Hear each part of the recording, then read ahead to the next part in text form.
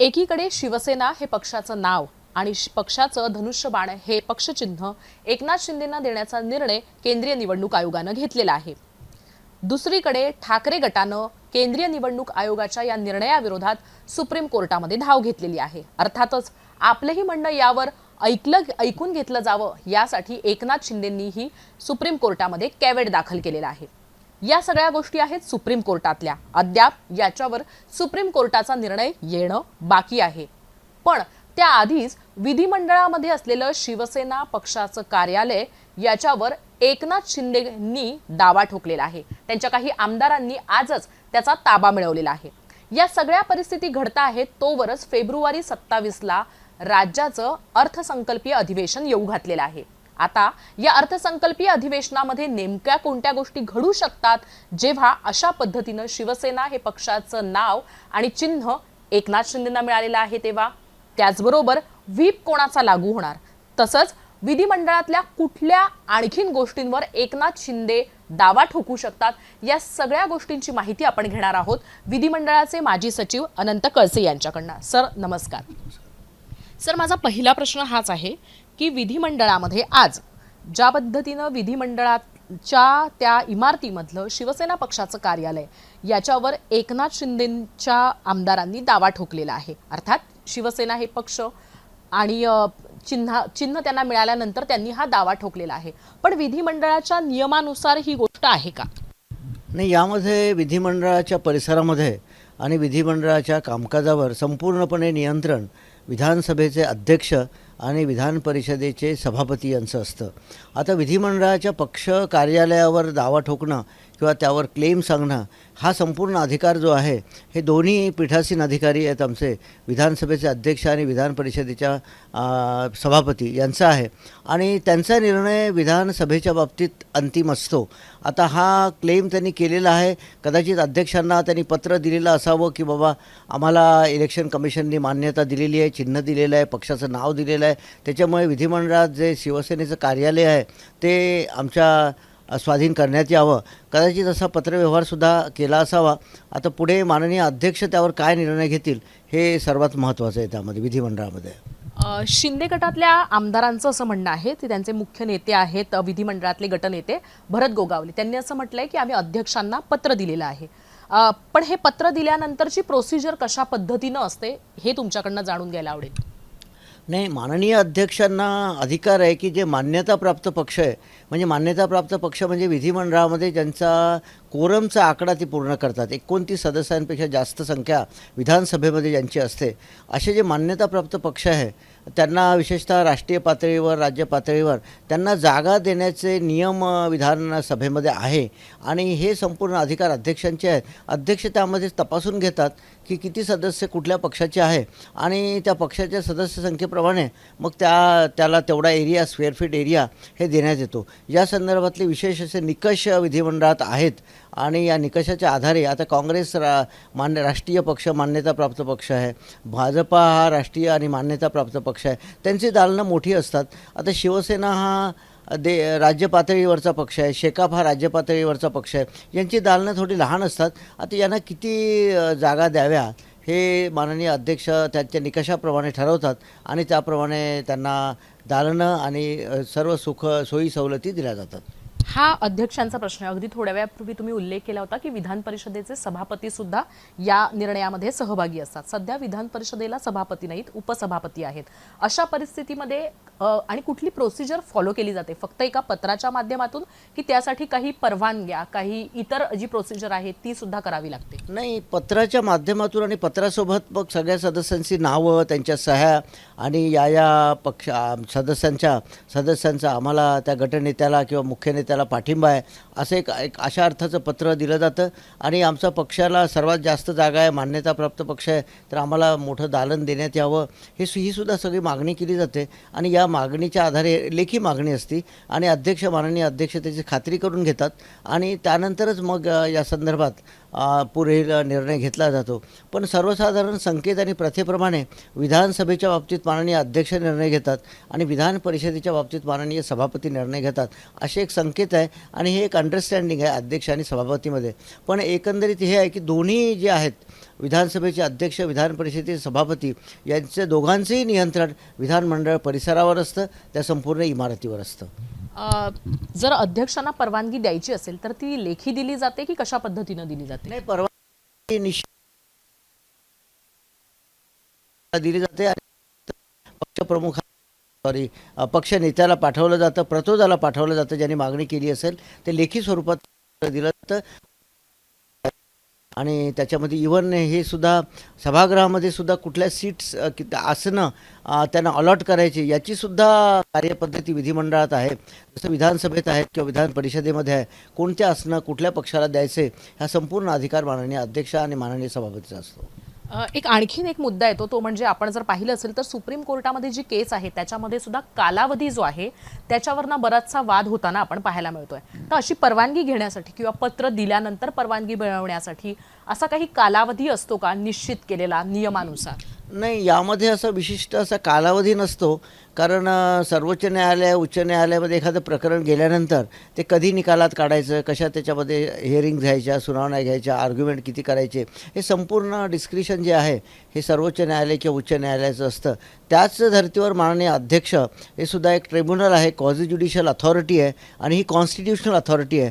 त्यामुळे या संदर्भात माननीय अध्यक्ष योग्य त्या कालावधीमध्ये निर्णय घेतात. याला असं स्पेसिफिक कालावधी नियमात असा कुठे घालून दिलेला नाही. खरं तर ज्या पद्धतीच्या घटना घडलेल्या आहेत या महाराष्ट्राच्या विधिमंडळामध्ये तर या अभूतपूर्व आहेत असं बोललं जात आहे. आता ही जी घटना आहे विधिमंडळातलं कार्यालय घेणं, ही सुद्धा अभूतपूर्व घटना आहे की अशा घटना या आधी कधी घडल्या आहेत इतिहासात?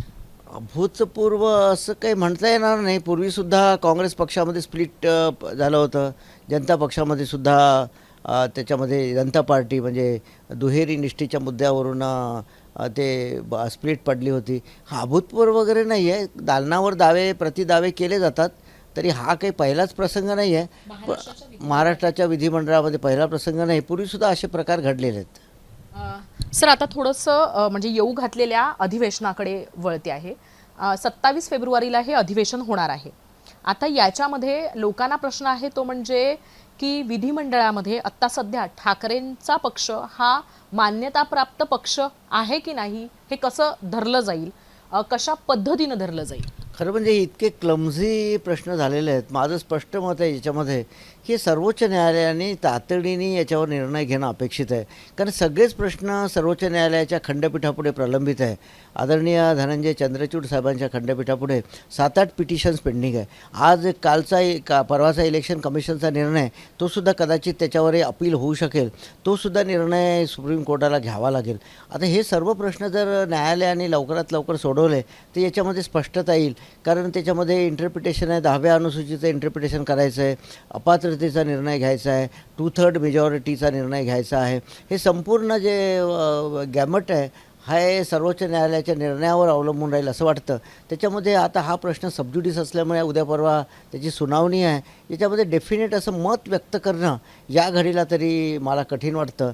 पण सर्वोच्च न्यायालयाने लवकरात लवकर याच्यावर निर्णय येईल त्यांच्याकडून असं मला अपेक्षित आहे.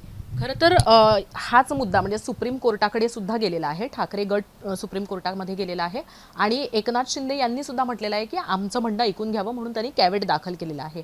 अशा परिस्थितीमध्ये विधिमंडळामध्ये जेव्हा अधिवेशन होईल, समजा जर सुप्रीम कोर्टामध्ये काहीच झालं नाही, याच्यावर निर्णय झाला नाही, कुठलाही तोडगा निघाला नाही, तर अशा परिस्थितीमध्ये विधिमंडळामधली स्थिती कशी असू शकेल?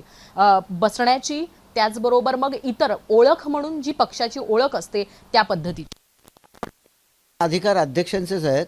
कारण विधिमंडळामध्ये सर्वोच्च न्यायालयाचा निर्णय काहीही हो, अध्यक्ष हे सार्वभौम असतात विधिमंडळाचे प्रमुख म्हणून. आणि ते आसनं कुठले द्यायचे, कुठल्या गटाला मान्यता द्यायची न द्यायची किंवा व्हीप इश्यू केल्यानंतर त्याच्यावर काय कारवाई करायची वगैरे हे सर्व माननीय अध्यक्ष त्यांच्या अखत्यारीत ठरवतात आणि हे सर्व अधिकार अध्यक्षांचे आहेत. ऑफकोर्स एखादा अधिकार जर अध्यक्षांचा मान्य नसेल तर त्यावर नियमाप्रमाणे कायद्याप्रमाणे अपीलसुद्धा न्यायालयात, सर्वोच्च न्यायालय असो उच्च न्यायालयात करता येतं आणि अशा प्रकारे प्रकरण उच्च न्यायालयात सर्वोच्च न्यायालयात प्रलंबित आहेत. पण सध्या तरी हे संपूर्ण अधिकार माननीय अध्यक्षांच्या अखत्यारीत आहे. जोपर्यंत ठाकरे गटाला स्वतःच्या पक्षाची ओळख मिळत नाही तोवर त्यांच्या पक्षाचं किंवा गटाचं रेकग्निशन हे विधिमंडळामध्ये कशा पद्धतीनं असेल? नाही, आता रेकग्निशनसाठी ते प्रयत्न करतीलच. पण नाहीच निर्णय झाला तर समजा निर्णय झाला नाही तर ते माझ्या माहितीप्रमाणे ते एक वेगळा गट करून बसतील, त्याला ते त्यांच्या योग्यतेप्रमाणे, त्यांच्या आवडीप्रमाणे किंवा त्यांच्या निर्णयाप्रमाणे ते त्याला नाव देतील आणि त्या नावाप्रमाणे ते विधिमंडळात बसतील आणि त्या नावाला मान्यता मिळवण्यासाठी ते मग अध्यक्षांकडे अर्ज करतील आणि अध्यक्षांचे निर्णय मग त्यामध्ये अंतिम असेल तो त्याप्रमाणेच ही कार्यवाही केली जाईल. जर व्हीप वर कारवाई करण्याचा निर्णय मागणी केली शिंदे गटानं आणि कारवाई करण्याचा निर्णय हा विधानसभा अध्यक्षांनी घेतला तर काय कारवाई होऊ शकते आणि किती कशी कारवाई होऊ शकते, किती पिरियडमध्ये? यामध्ये शिंदे गटाने व्हीप जारी केला. आता त्यांना मूळ पक्षच म्हणावं लागेल सध्याच्या कमिशनच्या निर्णयाप्रमाणे. त्यांनी सर्व सदस्यांना व्हीप जारी केला आणि व्हीपचं हे पालन केलं गेलं नाही. काही सदस्यांकडून त्या व्हीपचं पालन केलं गेलं नाही.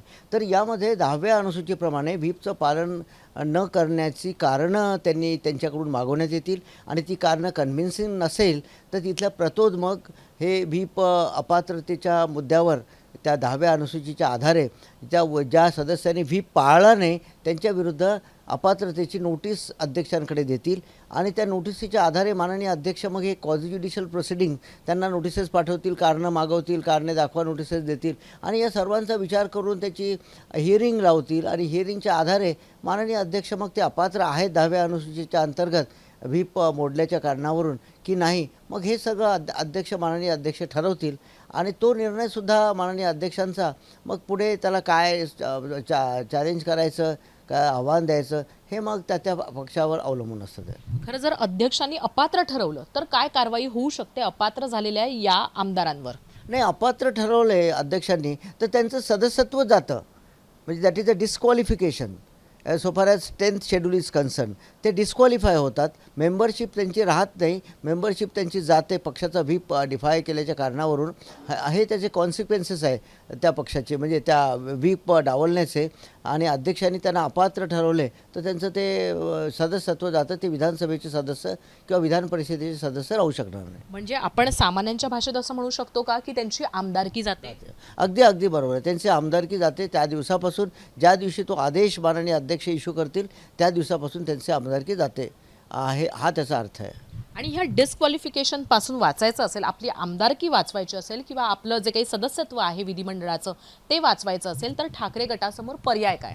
ठाकरे गटापुढे पर्याय आता एवढाच आहे की त्यांनी योग्य ती कारणं त्या प्रतोदाला दिली पाहिजे. त्या कारणामुळे आम्ही हजर राहू शकलो नाही आणि ते जर प्रतोदाला ज्यांनी व्हीप इश्यू केला त्या प्रतोदाला मान्य असेल तरच त्यांची आमदारकी वाचू शकते, अदरवाईज ते मग डिस्क्वालिफाय होतील, नियमाप्रमाणे डिस्क्वालिफाय होतील. अशी पूर्वी कधी घटना किंवा अशी गोष्ट घडलेली आहे का महाराष्ट्राच्या विधिमंडळामध्ये? विधिमंडळाच्या इतिहासात हे खरं सांगायचं म्हणजे अत्यंत अभूतपूर्व असं प्रकरण आहे. कारण महाराष्ट्र विधानमंडळाच्या इतिहासात इतक्या टोकाला गेलेलं प्रकरण किंवा इतक्या घटनेचा उहापोह झालेलं कदाचित हे पहिलंच प्रकरण असेल. आणि व्हीप डिफाय केल्याच्या कारणावरून मला तरी गेल्या 40 वर्षात आठवत नाही कोणाची आमदारकी गेली असेल वगैरे, असं मला आठवत नाही. पण अध्यक्षांनी डिस्क्वालिफाय केले मात्र. कारण माननीय अरुण गुजराती साहेब जेव्हा अध्यक्ष होते तेव्हा 7 सदस्यांना त्यांनी त्यांनी गव्हर्नमेंटच्या विरुद्ध माननीय राज्यपालांना पत्र दिलं. या कारणावरून काही सदस्यांचं अपात्रता घोषित केलेली आहे. असे अपात्रतेचे बरेच उदाहरणं आहे. पण व्हीप मोडला किंवा व्हीपचं पालन केलं नाही म्हणून एखादा सदस्य अपात्र झाल्याचं मला ते सध्या तरी मला आठवत नाही. विधिमंडळातल्या अशा कुठल्या गोष्टी आहेत विधिमंडळाच्या आवारातल्या, विधिमंडळाच्या नियमातला, ज्याच्यामध्ये अशा पद्धतीनं या परिस्थितीमध्ये क्लॅशेस हे दोन्ही गटांमध्ये म्हणूया आपण किंवा शिवसेना आणि ठाकरे गटामध्ये होऊ शकतात? आता यामध्ये अर्थसंकल्पावर मतदान आहे, मागण्यांवर मतदान आहे, त्यानंतर पूरक मागण्यांवर मतदान आहे, हे सभागृहातलं सांगतोय मी. त्यानंतर लक्षवेधी सूचना आहे, ठराव आहे, प्रस्ताव आहे, प्रश्न आहे. या प्रत्येक डिव्हायसेसवर क्लॅशेस होऊ शकतात, त्याच्यामध्ये वादविवाद होऊ शकतात, सभागृहाच्या आतही होऊ शकतात, सभागृहाच्या बाहेरही होऊ शकतात. याच्यामध्ये वादविवाद करण्याला कोणी त्याचा प्रत्यवाय नाही आहे. नियमाप्रमाणे प्रत्येक घटनेवर त्यांना वाद घालता येईल असं एकंदरीत कामकाजावरून मला तरी दिसतं. ते खरं तर विधिमंडळ आणि सर्वोच्च न्यायालय ह्या दोन वेगवेगळ्या गोष्टी आहेत, त्यांना स्वतःचे वेगळे अधिकार आहेत. अशा परिस्थितीमध्ये हे वाद होऊ नये, हे क्लॅशेस होऊ नये म्हणून विधानसभा अध्यक्षांचे काही अधिकार आहेत का की हे वाद टाळण्यासाठी आणि सभागृहाचं कामकाज व्यवस्थित चालावं आणि होईल तेव्हा निर्णय होईल यासाठी? विधिमंडळाचे विधानसभेचे जे अध्यक्ष आहेत त्यांचे हे प्रमुख कर्तव्य आहे. सभागृहाचं कामकाज सुरळीत चाललं पाहिजे. त्या दोन्ही गटामध्ये पक्षामध्ये वाद होऊ नये असे जर प्रसंग सभागृहात उद्भवले, बरेचदा सभागृहामध्ये मारहाणीचे प्रसंगसुद्धा उद्भवतात. एकमेकाच्या अंगावर धावून जाणं, त्याच्यामध्ये कागद फेकणं किंवा घोषणाबाजी हे नेहमीच प्रसंग विधिमंडळात उद्भवतात. आणि अशा वेळेस विधिमंडळाचे अध्यक्ष हे विधिमंडळाच्या विशेषाधिकाराचं रक्षण करणारे प्रमुख व्यक्तिमत्व असतं.